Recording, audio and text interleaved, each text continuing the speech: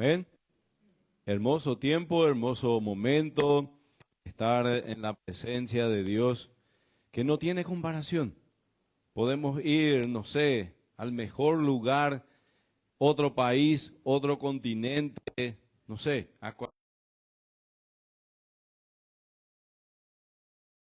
compararlo con entrar en la presencia de Dios. Y los discípulos lo entendieron, por eso cantamos esta parte de esta canción cuando Jesús le dice, ¿se quieren ir ustedes también? Cuando estaban 5.000 personas ahí comiendo pan gratis, ¿verdad? Y pescado también. Y de repente Jesús mira y ya no estaba nadie, estaban los 12 nomás. Y le dice Jesús, ¿y ustedes se quieren ir también? Y Pedro le dice, ¿a quién iremos, Señor, si solo tú tienes palabra de vida eterna? Amén. Vamos a orar una vez más. Señor, aquí estamos a quienes has tenido misericordia. Por eso podemos entrar en tu santuario. Por eso podemos alabarte. Por eso podemos traer ofrendas. Por eso podemos leer tu palabra a la luz de tu Espíritu Santo. Y guíanos en este tiempo, por favor. Amén.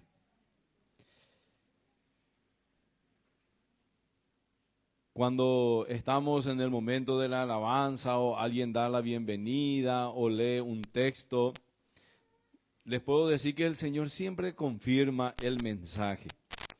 Y el hermano Héctor estaba diciendo justamente, ¿verdad?, que ayer hablaron con los jóvenes o adolescentes acerca de nuestra vida, tanto dentro de la casa de Dios como también ahí afuera, que es necesario demostrar algo diferente. Y de eso quiero hablarles, pero titulé el mensaje El conflicto desde la perspectiva de Dios. ¿Cómo Dios ve el conflicto? Porque enfrentamos problemas, ¿verdad? O yo nomás lo que tengo tantos problemas. ¿Quiénes enfrentan problemas entre ustedes? A ver, hacen la mano, ni petite. Yo a veces parezco ya un libro de matemáticas lleno de problemas.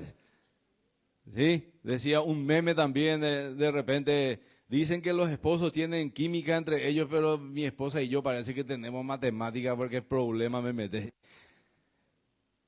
Los problemas nos persiguen, hermano. Así como dice el Salmo 23 también, dice, la misericordia de Dios nos persigue todos los días. ¿Sí? Y el primer culto que se celebró en el mundo terminó en conflicto. ¿Sabían ustedes? El primer culto que se celebró, dos hermanos ya, uno tuvo celo del otro y hasta le mató, Caín a Abel. ¿Sí? El conflicto empezó ahí, cuando ya, no sé, el momento menos esperado, un tío también rescató a su sobrino y a toda su familia de la muerte segura. Y después, cuando ya estaban juntos otra vez, el sobrino le crea conflicto al tío y le dice, yo quiero mi tierra. Porque ya prosperó, pues. Y Abraham entonces supo manejar el conflicto. Después, un cumpleaños en la Biblia termina en conflicto también. Porque había personas enojadas, había sido. Una señorita llamada Salomé bailó tan bien delante de Herodes que Herodes ahí de repente dice, pedime hasta la mitad de mi reino. Y ahí la ira, el enojo estuvo presente y rodó la cabeza de un siervo de Dios, de Juan el Bautista. Así que el conflicto, hermano, nos acompaña. El conflicto parece como que, no sé, desde que el pecado entró en este mundo. Por eso es que quiero basar este mensaje en Santiago 1, si podemos proyectar también ahí con la ayuda de las señoritas que están ahí atrás, y pueden señalarlo en su Biblia, Santiago 1, versículos 19 y 20. hay dos pasos que yo quiero estar señalando y quiero, a la luz de la palabra de Dios, estar trayendo este tema. Y dice: por esto, mis amados hermanos, todo hombre sea pronto para oír, tardo para hablar, tardo para airarse. Y el 20 dice: porque la ira del hombre no obra la justicia de Dios. Pende posio hina Espíritu Santo ya oñemo lobo mandejevi. Así de sencillo es. Por eso dice el apóstol Pablo: airaos, pero, y una versión dice luego, pero no se peguen. ¿Sí? Así que eso quiero utilizar. Ahora, los conflictos, hermanos, nos acompañan en la iglesia, pero yo no quiero hablar de conflictos en la iglesia. Yo quiero hablar de esos conflictos que vivimos ahí afuera y que incluso nos impide venir a la iglesia. Esos conflictos que nos impiden vivir en paz, esposo y esposa. Esos conflictos que no permiten que te vayas a trabajar con alegría en tu lugar de trabajo. Esos conflictos que te separaron de tus mejores amigos, de tus amiguis, como dicen los adolescentes. ¿Sí? De eso quiero hablar, hermano. Porque de repente acá tratamos de cuidarnos, pero en el tránsito, ¿tenemos también conflictos en el tránsito? ¿Quiénes manejan acá? A ver, ¿quiénes son los choferes? A ver. Esa señora que se iba manejando en una curva y de aquel lado un hombre le grita y le dice: vaca, le dice. Y ella le grita: burro, le dice. ¡Bum! Chocó por la vaca. Le estaba avisando que había una vaca en el camino. Y ella no entendió. ¿Verdad? Parece que todo está ahí. Reaccionamos a la defensiva y a la ofensiva, así que también. ¿Verdad? Y de repente, ampliando un poco el tema, ni querés orar, ni querés leer la palabra de Dios. Y el esposo mira la pared de este lado y la esposa en la pared de aquel lado. Y queremos vivir esa vida abundante. Hace poco nomás aprendí que en griego la palabra vida abundante, esa abundancia, se debería traducir como exageradamente, sobreabundantemente. Porque Dios no bendice ahí de forma tacaña, sino hasta que sobreabunde en todo sentido. Y muchas veces como hijos de Dios nos cuesta. Voy a mencionar algunas cositas en cuanto a conflictos. Conflictos de valores. Sabemos que en una relación no cristiana, no solamente de noviazgo, sino cuando un cristiano y no cristiano que tienen valores, creencias y prácticas, hábitos que no son comunes, hoy cotan de oír la problema. Por algo dice la Biblia: no os unáis en yugo desigual, en este caso. Así que tenemos que cuidarnos. Y a veces también entre hermanos pasa eso. En Luque tuve que lidiar con un conflicto cuando estuvimos ahí con mi familia, dos familias cristianas, un negocio de costura, Jape tenía o ganabe. Y el otro ni se dio cuenta, y cuando se dio cuenta, me llama una familia y me dice: pastor,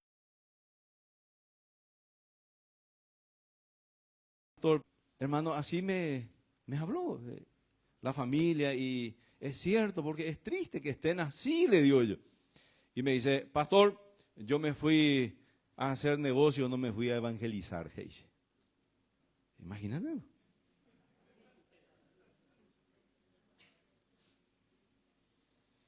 Pedaje, ujas y uy, ahí están de matar, como dice. A veces, hermanos, manejamos códigos diferentes. Entonces, tienes que entender eso. Otro tipo de conflicto es el conflicto de intereses. En este caso suele ocurrir en la familia, Por ejemplo, cuando pelean por la herencia, y la Biblia menciona eso. O si no, pregúntenle a Jacob y a Esaú algún día. Ellos querían la herencia, querían la bendición de papá. Y todo lo que hicieron, y terminó en que uno le quiso matar al otro y el otro tuvo que salir de la casa. Ese conflicto de intereses en el trabajo, cuando los dos quieren el mismo puesto. En la iglesia, el liderazgo, en todas partes. Y cuando tenemos una chica en común, sí que bebe ya monte más. ¿Sí? De repente, ese conflicto de intereses, puedo hablar de muchos de ellos.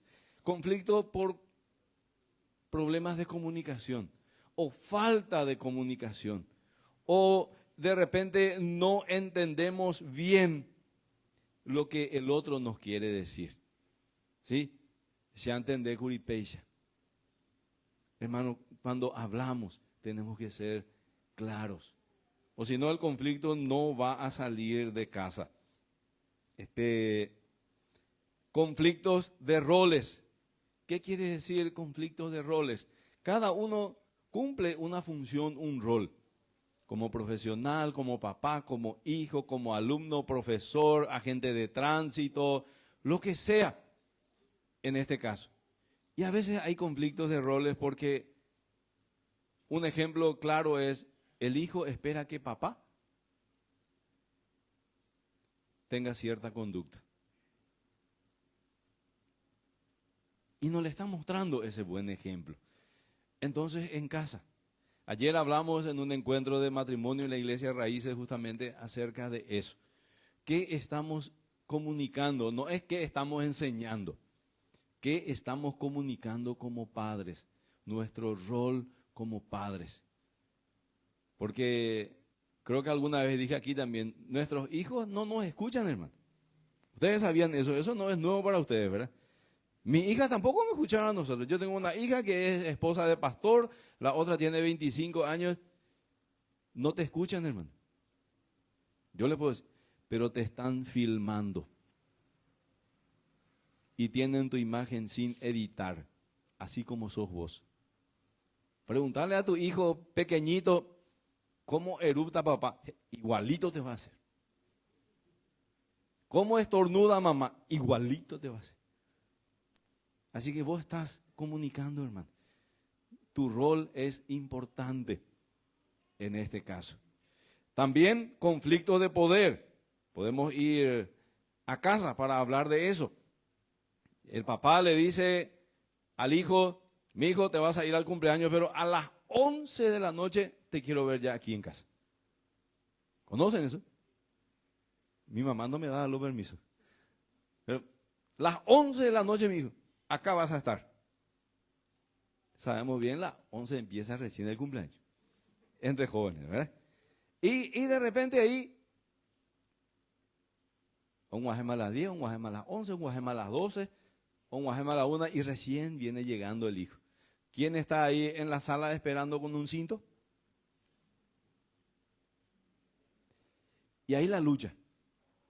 Ahí la lucha. Y permítame decirle, mis queridos hermanos, tenemos que ser sabios. No es la hora del problema. No es la hora. Hay un conflicto de poderes ahí. Que el papá está diciendo, Shengo la amandá, da ainde. Así de sencillo es.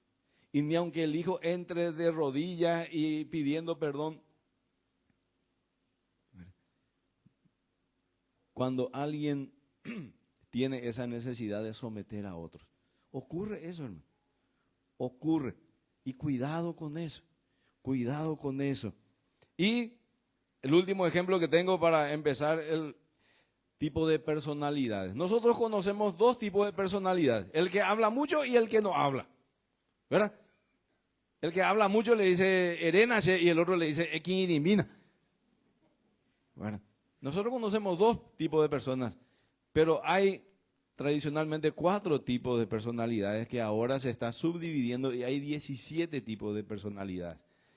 Pero hay el amigable, hay el dominante, hay el analítico, el flemático. No, hombre, que tenemos que conocer eso en el Aremendato. Ayer justamente hablamos en el encuentro de matrimonios.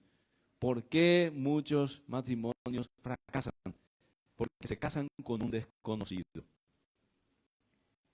Como le digo a mis alumnos, ¿es verdad o tengo razón? A veces no le conocemos. Y ahí empieza el problema. Y ella era así, había sido, él era así. Dijo una hermana de testimonio ahí, dijo, sí, pastor, cierto y teuba. Mi esposo me conquistó ¿con qué? Era con música y con mate. Ahí me tenía todo preparado cuando éramos novios ahí, cuando todo. Después nos casamos y le dice, vamos a escuchar un poco otra vez la música, le dice él. Y vamos a tomar mate, decía, ¿en serio? Decía la hermana. Y el otro, mate, vio, siendo ahí la mate. Inda ya se dice la mate. Entonces, tenemos que conocer los tipos de personalidades, porque somos diferentes, hermano. Yo tengo 2 hijas que se parecen muchísimo en todo sentido, pero son diferentes. Tengo alumnos que son gemelos, pero andando nomás, uno se llama Alexandro, el otro Álvaro. Le llaman nomás a Alexandro, Álvaro, yo soy Ale, profe. No quiere ser el otro, ¿verdad? Así que, ¿por qué hablamos de esto, hermano? ¿Por qué vengo a hablarles de este tema? Porque en el mundo, y ahí entro en nuestro tema, y en la iglesia, hay mucha gente herida. Hay muchos esposos heridos. Hay muchas esposas heridas.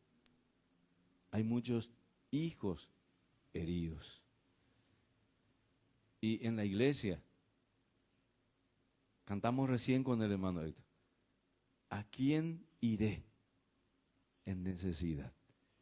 ¿A quién iré en busca de paz? Aquí, hermanos, tienen que venir a sanar.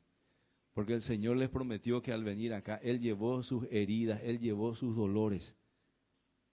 Este es el lugar, hermano. Aquí. Porque aquí el Señor bendice. Dice que los hermanos, si están juntos en armonía, ahí el Señor envía bendición y vida eterna. Aquí deben surgir esos testimonios. Conozco la historia de una familia donde el esposo golpeaba a la esposa, en este caso. Muchas gracias, hermano. Después él se convirtió. Tuve el privilegio de bautizarle a esa pareja. Y después de un tiempo la señora, cuando empezaron a envejecer, la señora enfermó y estuvo en cama mucho tiempo. Y los hijos dijeron, hermano, dieron testimonio, esa mano que golpeaba a mi mamá, hoy le da de comer en la cama. Esos cambios, el Señor lo puede hacer, hermano. Ese hijo rebelde, por algún motivo, el Señor prometió que dice, Él hará volver el corazón de los padres hacia los hijos y el corazón de los hijos hacia los padres. Así es, hermano. Tenemos esperanza. Y esa esperanza no nos avergüenza, dice el apóstol Pablo. Por eso predicamos el Evangelio, que es esa buena noticia que no tenemos que estar trayendo, dice en Romanos 1:16, porque no me avergüenzo del Evangelio, porque es poder de Dios, ese poder transformador, que ese pasado podemos dejar de lado y empezar a vivir esa vida abundante, esa vida nueva. Porque el que está en Cristo, nueva criatura es. Las cosas viejas pasaron y tenemos que dejarle ir, hermano. A ni que nara moiteañe, hay personas de 50 años de casado, hermano. A un beuche. Vos sabés que, ¿y cuándo te hizo? No, antes, hace 40 años por ahí. Vive con su pasado ahí, tipo peregrino. Y eso no es testimonio, hermano. Tenemos que impactar al mundo. Poder de Dios, de ahí viene la palabra dínamos, que quiere decir dinamita. Ese poder de Dios va a estallar en la vida del alcohólico, de todo, y le va a convertir en nueva persona. Y vos tenés ese testimonio, mi querido hermano. ¿Cómo resolver conflictos? Quiero, en base a lo que hemos leído recién, 2 pasos. En primer lugar, en este caso, vamos a leer Mateo 7:3. A ver, Mateo 7:3. Un texto muy conocido, Mateo 7:3. Vamos a ir. Mateo 7:3. Incluso al 5 podemos leer. Dice, ¿y por qué te preocupas por la astilla en el ojo de tu amigo, de tu hermano, dice el otro, cuando tú tienes un tronco en el tuyo?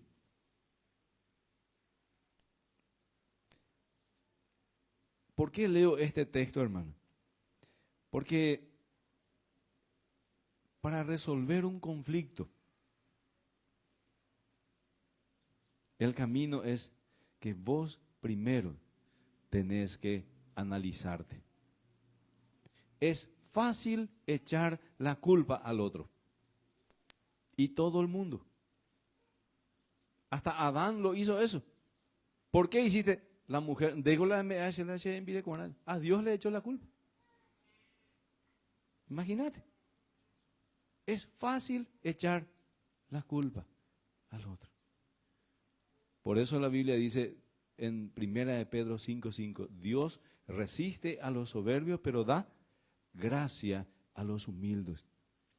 Cuando vos te pones a orar y a analizar a la luz de la palabra de Dios, desde la perspectiva de Dios, te vas a mirar a vos y te vas a ver primero a vos.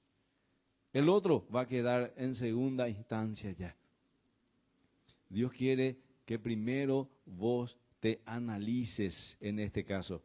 No tenemos que tratar de hablar con esa persona y le llevas como una lista de supermercado allí. Pero vos hiciste esto, vos aquello, vos siempre luego, a mí siempre me dijo, siempre, ¿te acordás?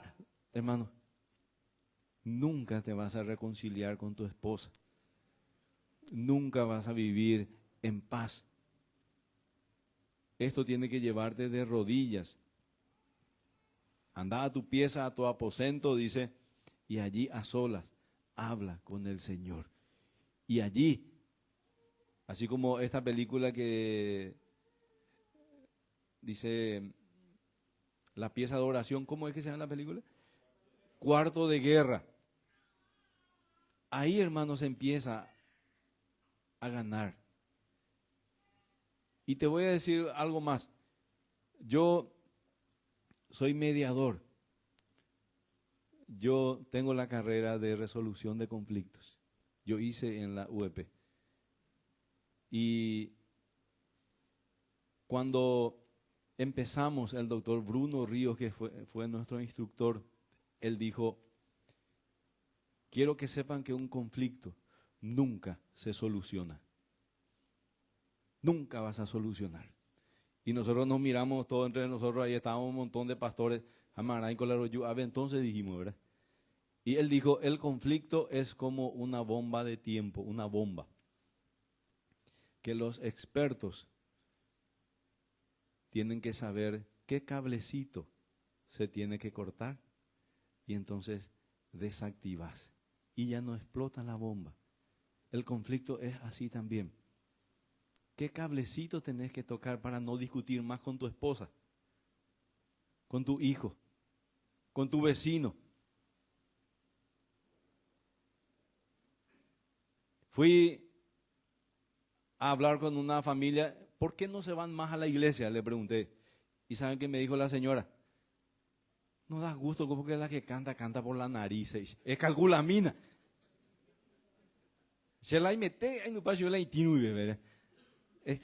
Hermanos, tenemos que aprender y eso empieza con nosotros.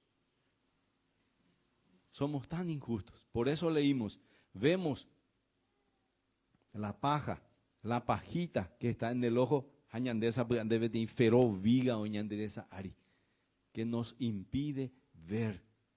Nunca ese conflicto va a pasar de moda. Puede ser que esa otra persona empezó el problema, cierto, y ocurre. Pero posiblemente vos también colaboraste gritando, saliendo de ahí enojada, golpeando la puerta y una grosería otra vez encima. Y después te va y le decís que él empezó. Él empezó. Pero ¿qué pasa en la cancha? Un jugador es el que le patea al otro. Pero alguna vez los dos reciben tarjeta roja. ¿Por qué? Por la reacción. Y el árbitro no tiene otra que. Los dos colaboraron, hermano. Siempre debemos entender esto, mirarnos a la luz de la palabra de Dios. ¿Saben por qué? ¿Alguien sabe lo que se da a llamar puntos ciegos? Alguien es guardia de seguridad acá. Punto ciego sería, en este caso, se puso una cámara y igual entró el ladrón, pero el ladrón entró por lugares donde no enfoca la cámara. A eso se le llama puntos ciegos. ¿Sí? No le pudo filmar porque, y nosotros a veces, hermanos, estamos con puntos ciegos y no vemos nuestra debilidad, pero el otro sí ve. Y lo ven muy bien. Nosotros no nos damos cuenta muchas veces cómo somos. No nos damos cuenta la mirada que estamos teniendo. O esa sonrisa medio sarcástica. Yo no hice nada. Pero otro oje chapá. Los gestos no nos damos cuenta. Pero el otro sí. Y hemos colaborado, hermano. Y nos cuesta, en este caso, aceptar eso. De que la viga está acá y no ahí. En el colegio Alberto Schweitzer tuvimos, por un buen tiempo, yo no sabía eso, ¿verdad? 2 familias. Las 2 familias son del Palacio de Justicia. No voy a decir los apellidos porque posiblemente aquí está un abogado y les va a conocer. Pero muy conocidos de la Corte Suprema. Y tenían sus hijos pequeños en el Alberto Schweitzer. En el jardín. Y ya se estaban demandando porque uno le pegó al otro. Y de repente el director me dice, Héctor, ya no sé qué hacer con esta. Y déjame hablar con ellos. Y me presentaron, acá está el pastor Héctor, él tiene unas palabras para ustedes. Y yo me paré ahí delante de ellos y preparé la hoja de conciliación. Y le dije, señores, ustedes saben bien como abogados, como doctores en la ley, saben lo que significa esto. En primer lugar le dije, gratis le estoy haciendo esto, le dije. Y ustedes saben que esto cuesta dinero, le dije. El colegio le está ofreciendo gratis. En segundo lugar, ¿cuándo se pelearon los hijos? Y estamos a mitad de año, dice, y en febrero, desde que empezó el año. ¿Y cómo están los chicos ahora? Y me dice el director, ellos están jugando juntos y a través ahí en el patio. Y ustedes se siguen peleando, le dije, mirando lo que el otro hizo. Le dije, ustedes saben que al firmar esto, porque ya se estaban demandando, le dije, el que firma esto debe de retirar su demanda y ustedes lo saben bien. ¿Saben qué, hermano? La familia que no es cristiana firmó, pero la familia cristiana no quiso firmar y no firmó y retiró a su hijo del colegio. Así somos muchas veces, hermano. Así somos. El hermano Héctor dijo al principio, ¿qué imagen estamos dando? ¿Qué testimonio estamos dando? El inconverso incluso me dijo, sí, pastor, ¿cómo no? Le vamos a firmar. Incluso mi esposo no vino, pero vino la señora, yo le voy a firmar. Los otros 2 se miraron, vamos a conversarlo. Y la semana siguiente me dice el director, retiró a su hijo de acá. Imagínense hasta dónde llega el orgullo, hermano, y de un hijo de Dios. ¿Va a resolver su conflicto? difícilmente va a resolver su conflicto. ¿Alguien puede leer Proverbios 15:33? Podemos proyectar también aquí. Proverbios 15:33. Y subraya esto, hermano, y anda a conversar en casa. Proverbios 15:33 dice, el temor de Jehová es enseñanza de sabiduría. Y la honra precede a la humildad. Es necesario, hermano. ¿Querés que tu hijo te honre? Humildemente reconoce en dónde fallaste. ¿Querés que tu esposa se someta a vos? Reconoce. Sí, mi amor, fui bruto. La mejor comida te va a hacer ese día. Por experiencia. Hermano, tenemos que imitar a nuestro Señor. Y Él dice, soy manso y humilde de corazón. Ese carácter del Señor te va a ayudar a soportar y te va a ayudar a ir a decirle al otro, mira, yo también colaboré con esto. Mañana te vas a poder ir a tu lugar de trabajo y decirle, yo también hice esto, perdón. ¿Verdad? Vas a poder ir hoy al mediodía y decirle a tu esposo o a tu hijo, a tu hija, a tu esposa, yo quiero ser sincero y humilde con ustedes. Me mantuve ahí duro, pero sé que yo también. ¿Verdad? Cuando mi esposa me solía reprender ahí, porque yo vengo de una familia muy dura en donde a las hijas teníamos que, ahí, ¿verdad? Después del cinto, otra vez, ¿verdad? Una de mis hijas ya tiene 30 años, ¿verdad? No me pregunten mi edad. Entonces, siempre ahí. Y ella me decía, te equivocaste. Y no hay ahí, hermano, nambrena. No, me iba, entraba en la habitación y me sentaba en la cama donde ella estaba llorando. Vero, perdóname, me equivoqué. Y qué lindo es cuando la hija se puede levantar y, sí, papá. Ganaste autoridad. Por algo dice la Biblia, Padre, no exasperéis, no enojen a vuestros hijos. Aniren boposhi, o si no, ya revelada ne contra. ¿Te dan cuenta, hermano? Ahí es en donde este proverbio debe entrar en nuestra vida y en nuestro matrimonio, en nuestro hogar, en nuestro lugar de trabajo. Deberíamos, en este caso. Hace falta, hermano. ¿Se dan cuenta?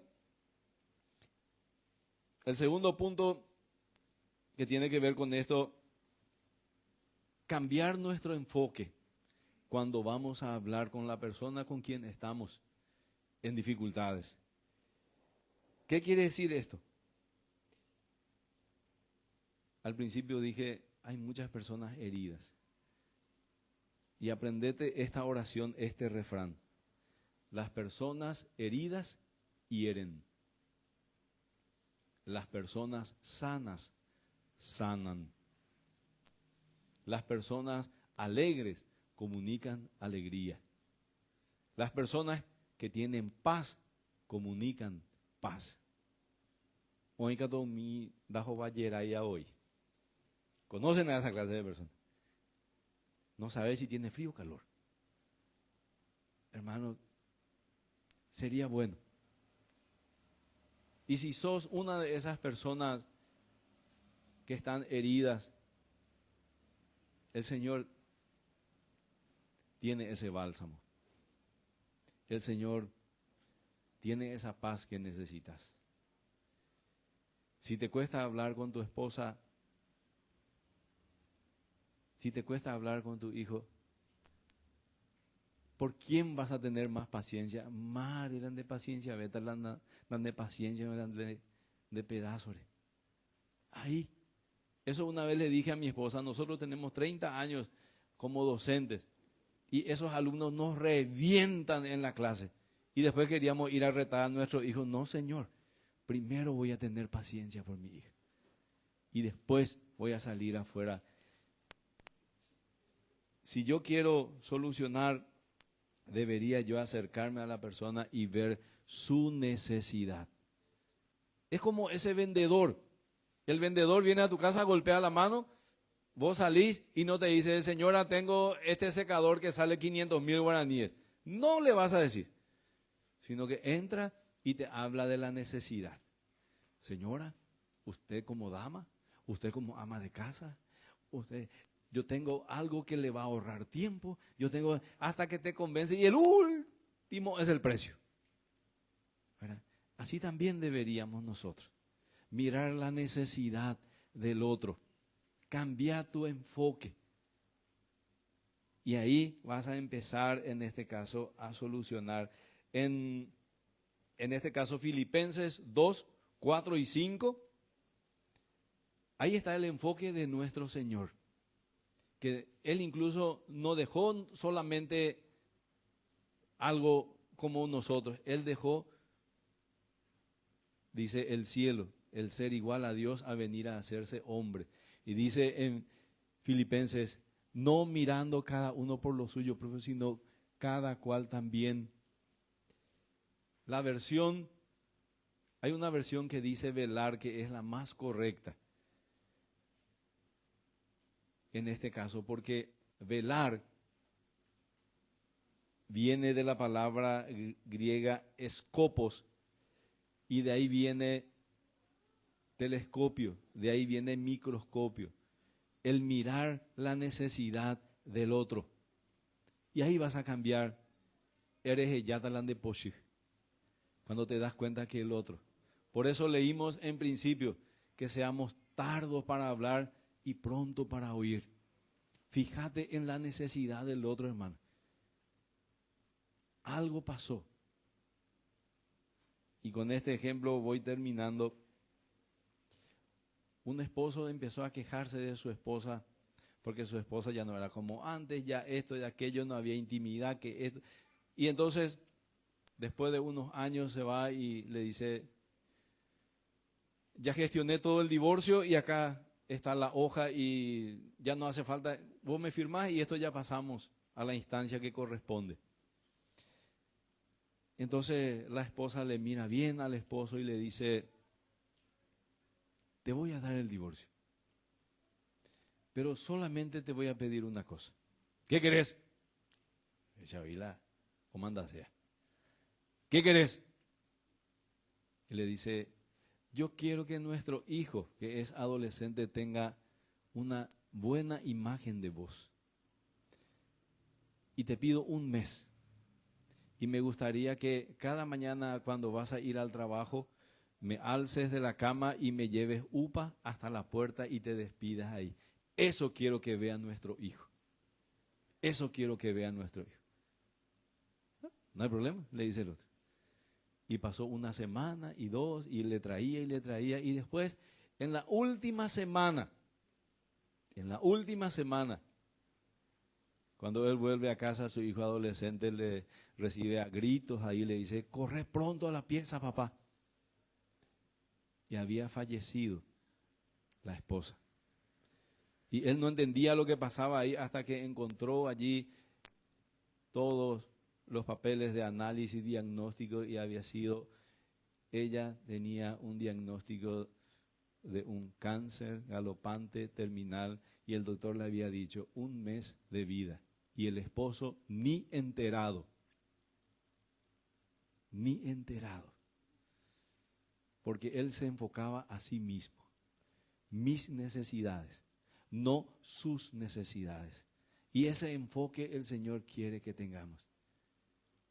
Tu hermano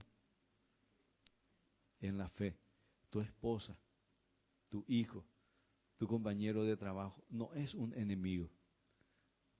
Es una persona que también necesita del amor de Dios y de tu amor y de tu paciencia.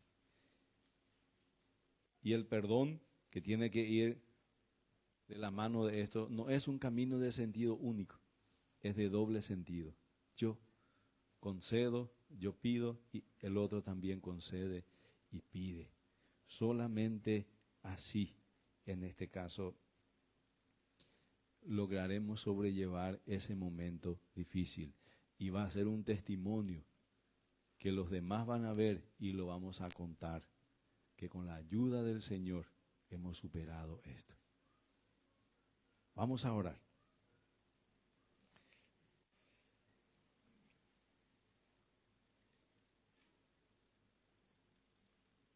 Señor, en este momento tenemos la necesidad de pedirte que nos dé sabiduría, que nos llenes de humildad, que nos ayudes a dejar todo rencor, odio, enojo, ira, porque la venganza tiene dueño y es tuya, tuya es la venganza. Nosotros queremos ser agentes de paz. Nosotros necesitamos vivir en paz. Y pedimos, Señor, que a nosotros primero estés trabajando en nosotros. Que toda esa pared intermedia de separación que está con nuestro hermano, con la familia, con compañeros de trabajo, tú mismo lo estés derribando y puedas crear en nosotros el querer y el hacer tu voluntad. Nos ponemos, Señor, en tus manos. Levanta aquí a hombres, mujeres, esposos, esposas, hijos, sanos en la fe. Que sus emociones, si están heridas, puedas tú restaurar, Señor. Familias que den testimonio de cómo les has transformado, Señor. Oramos en el nombre de Jesús. Amén. Un último versículo quiero mencionar, Santiago 5:20, me olvidé de este versículo. Miren, en la resolución de conflictos, la verdadera conciliación, la verdadera negociación debe terminar en esto. Sepa que el que haga volver al pecador del error de su camino salvará de muerte un alma y cubrirá multitud de pecados. Vos vas a ganar, él va a ganar. El reino de los cielos va a ganar y la verdadera resolución de conflicto es gana, gana. No es que yo gané, yo tuve razón y él sale avergonzado. No, hermano. Los dos deberíamos salir en paz de una verdadera resolución de conflicto. Que el Señor les bendiga y gracias por la invitación.